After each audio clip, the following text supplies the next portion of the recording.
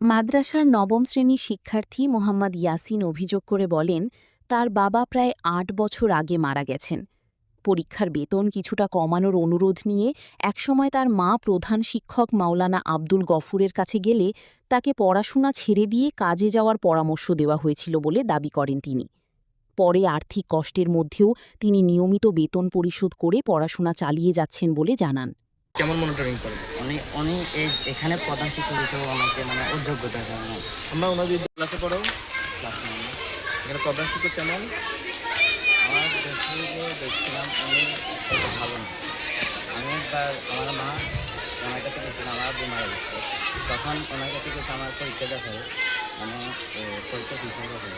উনি ওনাকে বলছিল টাকা কিছু কমা যাচ্ছে। উনি বললো আমার পড়াশোনা ছেড়ে দিতে, আমাকে কাজে দিয়ে দিতে। কে বলছে কথা? প্রধান শিক্ষক নাম তো না। আব্দুল গফুর জন্য। এই যে তোমার পড়াশোনা ছেড়ে দিতে তুমি কি বলছো মূলত? কেন এই কথা বলছো? টাকা কম দেওয়ার জন্য? জি, তোমরা ভাই বোন কতজন? আমি একজন। তোমার পিতা কবে মারা গিয়েছে? প্রায় 8 মাস গেছে।